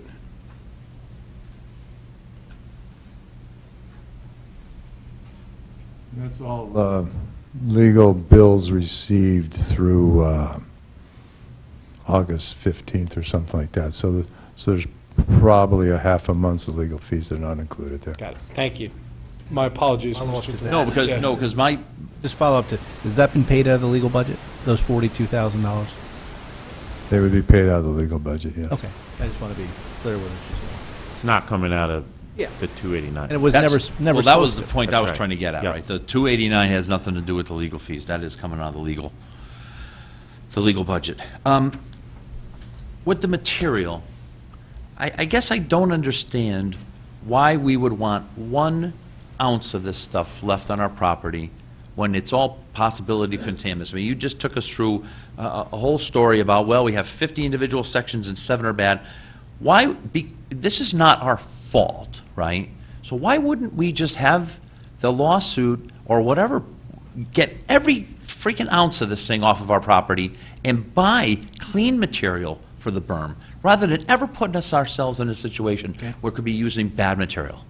And once again, if the lawsuit's successful, we could make that decision, but I don't think we have to make that today here. What would it, how much would it cost to bring in clean material for the berm? Approximately $20 a yard times 50,000 yards. Hold on. I'm not that good at math. 50,000 yards times how much? Approximately $20 a yard. So $1 million. Yeah. But yet, for some reason, we seem to be wanting to just say half of the $3 million cost. We're just willing to give that away. I think there was some discussions, even before the issue of the PCB waste was identified, the discussions about building the berm with the neighbors because of issues at the site prior to this all coming Right. to a head. The idea of the berm was basically introduced, about 6 to 8 months before any of these issues came up. No, so- and I think Mr. Michelangelo came before us and talked about this before we ever, the great days when we didn't even know what the pile meant, right? But I guess I just don't understand why. At that point, we thought this was a big pile of clean fill that we could use this stuff with. Or semi-clean The fill, material right? would be tested as it's going into the berm, just to make sure that there's no issues. There's clean fill, and then there's, Right, at this point, material you that have, can be reused, but not necessarily in a residential right, at this point, setting. you have no idea, or I don't want to say you have no idea. You don't have a solid idea of how much of that material that's currently on that site you can use for the berm, based on what you just said. There's a pretty good understanding that there's, low levels of petroleum-based impacts because there's asphalt in there, understand. so. Right. No, do I think that there's a widespread PCB problem throughout that fill pile? No, I don't. Right. Then my last question was based on a comment that, I don't know who made it over on this end of the table. The lawsuit, I know we won't go into details, but are we actively pursuing this company for the removal and the remediation costs? Because I remember the number being like $3 million, and you just told me that it could cost $3 million just to remove the material. So that seems like the number's not big enough to me. So I don't, maybe that's probably not something you could comment on, but. Well, no, I mean, all I'll say is you can read the complaint that's been filed in the court and see what we're asking for. I mean, that's public information. I don't want to get into, how that. Does the complaint say remediation and removal? It talks about the remedy of fixing the problem, yeah. What does remedy mean? I mean, like, again, my idea of remedy is there's nothing left there. It's a nice, clean, nice asphalt place, and you can bring nice, clean fill for the berm. I'm That's a not different remedy. sure of the yeah. exact language, but the monetary amount is in there. Have our attorneys given us any estimate on how long this thing is going to take to go through the courts? I mean, and again, I mean, I'm not the town attorney. I understand. We're doing, PJR, so it's as quickly as possible, and, there's another hearing to be set, and then the judge will make basically a decision quickly after that. Did we hire outside counsel for this? Yes. Mr. Walsh, you have something? That's right. I'm sorry, Mr. I'm glad you mentioned the PGR, because I was going to ask you. So the PGR, for those who don't know, is a prejudgment remedy where you try to lien someone's property for any potential award down the line. And the question I was going to have is, so that hearing is still ongoing. It has not been completed. We have not been either granted or been ruled against in the PJR hearing. No. Still ongoing. Still Yeah, ongoing. okay. Your earlier comments, Brian, that you made earlier, I appreciate all that information, about there being more contaminated materials than was originally thought, and we're pressing up against our 289, which I know doesn't include legal fees. Does that suggest that dumping potentially could have been going on for a longer period of time based on where you're finding that in the pile? That is a point that's been being brought up in the legal proceedings, so I don't right. want to discuss that. So we don't know that one way or another. We don't know whether it was at the top and leached down. We have no idea. I don't want to discuss Okay, that. all right. And I guess I agree a little bit with Mr. DeWitt. None of this material, although I know you were just putting a term on it, none of this material is really good, correct? Because this is not stuff we really wanted. We actually had contracted that it all be taken away off of our site for them to do what they wanted to, sell it to whoever they wanted to, market it however they wanted to, but we wanted to get rid of that stuff, that pile, that entire pile. We had contracted that pile would go. Correct. Because we didn't want it. Correctly. Okay? I just want to be clear, because Thank you. that stuff was stuff you that for was taken clarifying. off our roads and stuff by street sweepers and had Had all the contaminants stuff. in it and Right. things like that. So, yeah, there was never an intention for us to use it. Yeah, so that's not completely correct, and that's the basis of what the legal proceedings are about. But again, I don't want to get too far into that. Okay. It's not correct that we Mr. wanted to Tetra? remove the entire pile.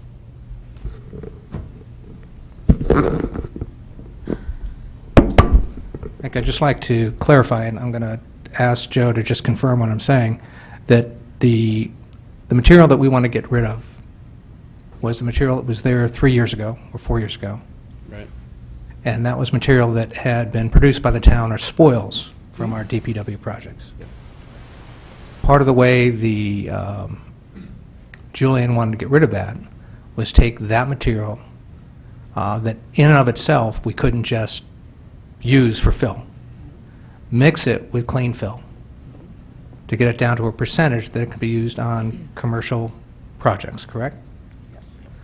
So to your point, yes, we wanted the whole pile away, but that pile wasn't produced by spoils.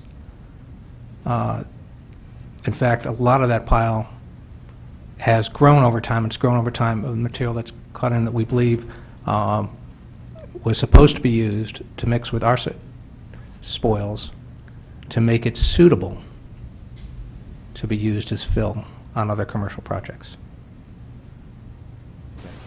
So in fact, the material that brought in was supposed to be cleaner than what we had. Was it?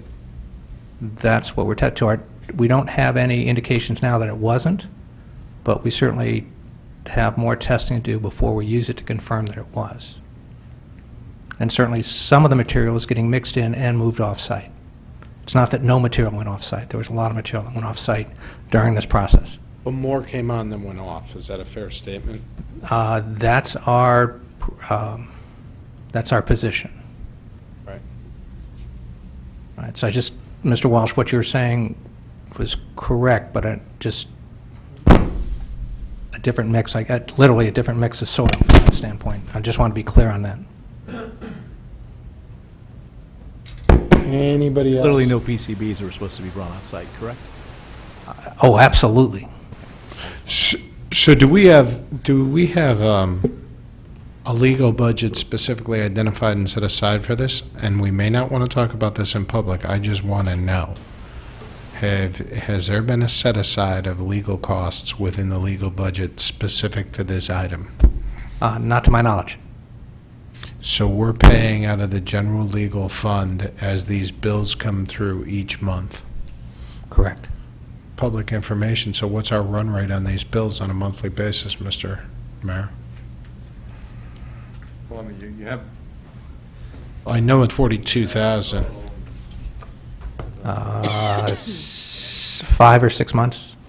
I mean, we can get you that number certainly, but I'm going to say, I think they started work in March or April.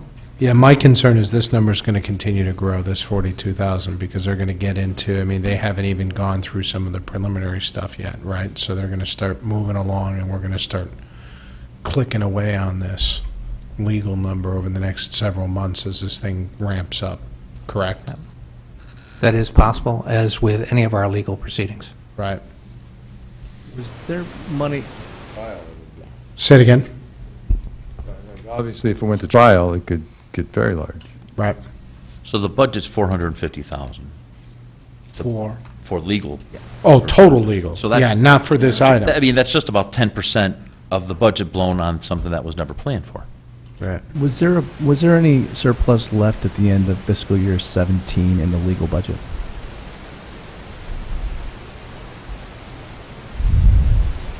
Might have that information.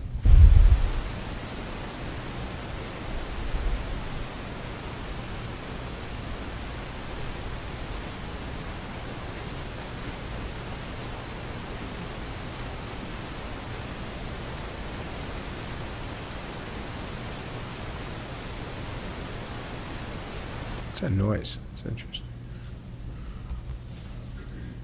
It's interference. Always good.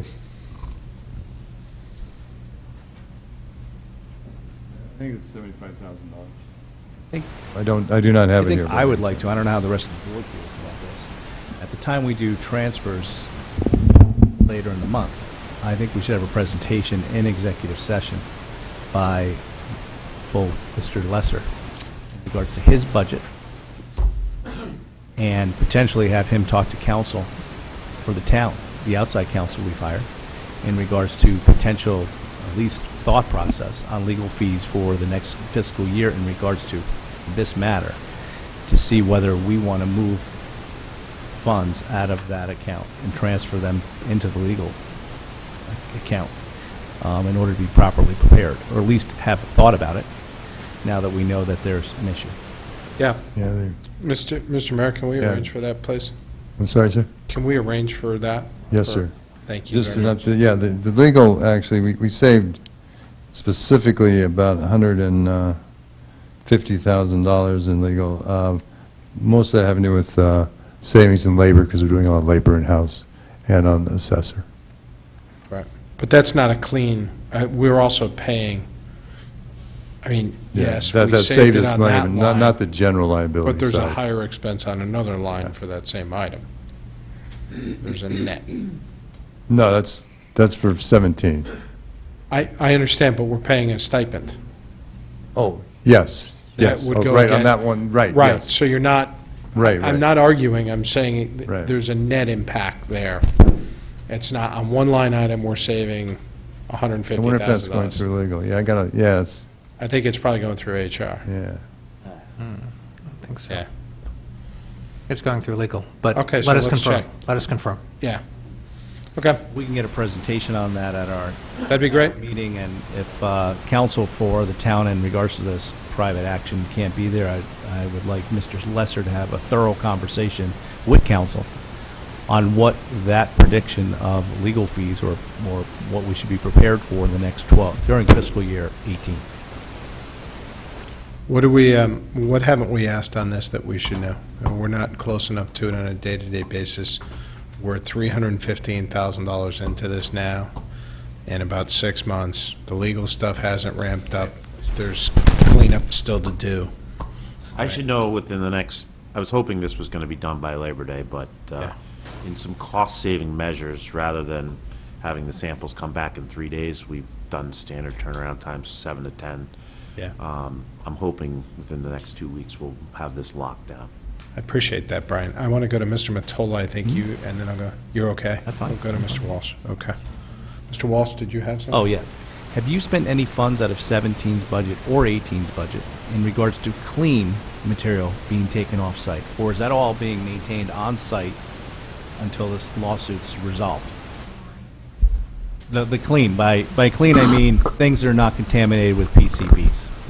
Okay, so the site itself that the contractor was operating on, there hasn't been, other than the contamination issue, there hasn't been any other material go in and out of that. Okay. So the material we generate on a daily basis now, we've been handling in a different part of our public works yard. Thank you. Excellent. Thank you. What else? Anybody else have any other questions on this item? Seeing none, gentlemen, thanks for coming tonight. Thank you. Most appreciated. Thanks, guys.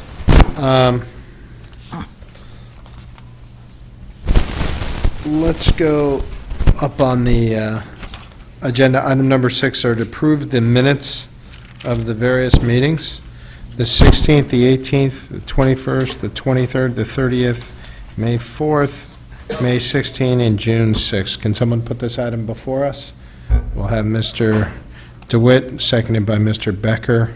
The minutes, the approval of these minutes are now before us. I can read these off one at a time, if anybody has any issues with them.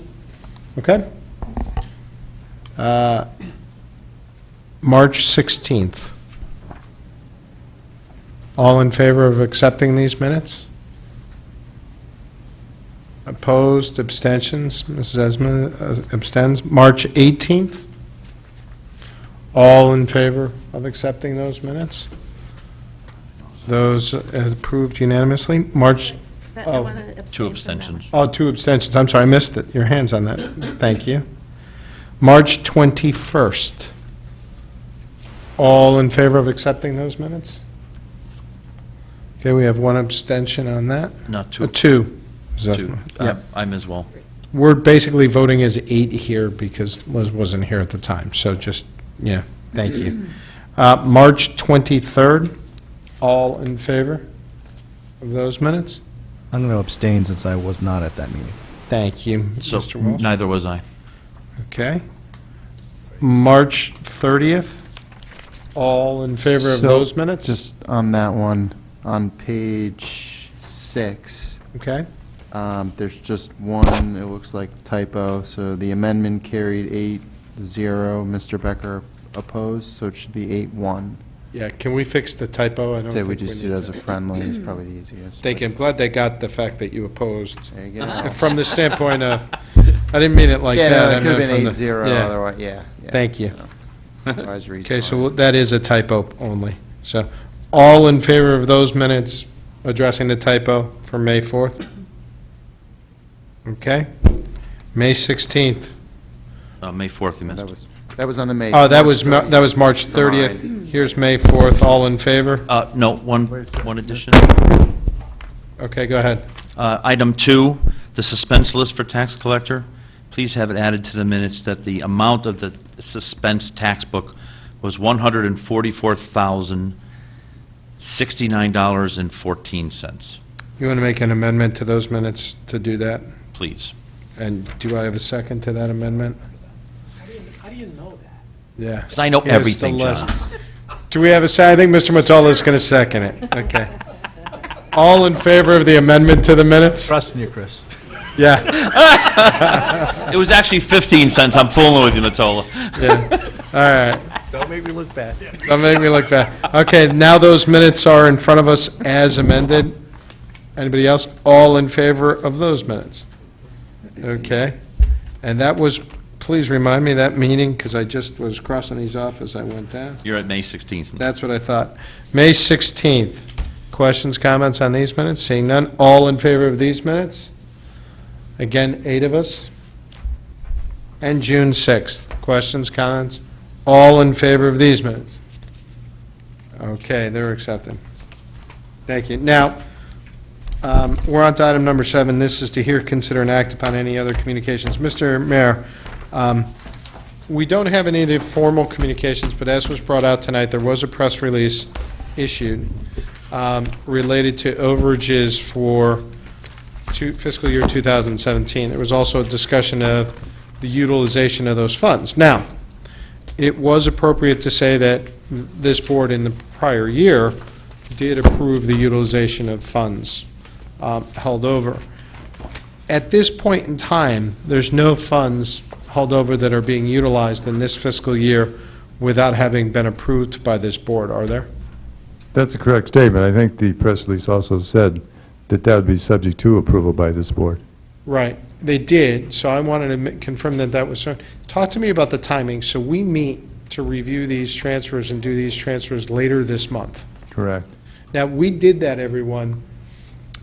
We pushed it back a bit this year, from early in September to later in September, because we didn't have some information available that we needed. Is that a fair statement? I think it makes sense to know what the finances look like before transfers are made. Correct. We're not ready to do it at this point, so we decided to do them both at the end of the month. Correct. So that's why we pushed it back to later in the month. Now, I want to know that before we do those transfers, we're not expending funds in the anticipation of those transfers. No, there are no, what was indicated in the press release, I think, was the library, and I think maybe Parks and Rec was included in there, I don't remember. But no, those hires, they're not, there would be no hires before October 1st. And probably not until after that, actually. Does anybody have any questions, comments, concerns on this item, just because it was in the public forum for a couple weeks now, or a week? Mr. Walsh, did you have anything? I just think that this release is completely bad form before we have all these numbers. I mean, I think it's completely ridiculous that we're issuing on August 31st, 2017, numbers and saying what we're going to do with them when it's this board's decision about what to do with them, and the first selectman's putting his spin on it already. I just think it's bad form, especially in the environment that we're in when we don't know what the state is going to do, when they're going to do it, and who it's going to affect and how it's going to affect. I was shocked to see this. Maybe I shouldn't be, but I was, and the public should know that I don't know what's going to happen here. I don't know how the state funds are going to affect our education system. I don't know anything. I understand. Because they've been sitting there for months not doing anything.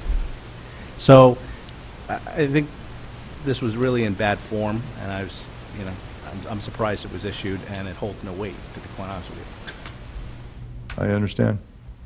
Any other questions, comments, concerns from anyone? That's it. That's all on our agenda. Do I have a motion to adjourn? Mr. Becker, seconded by Mr. DeWitt. All in favor of adjournment? Opposed? Abstentions? We're done, everybody. Good night. Thank you very much for a good meeting.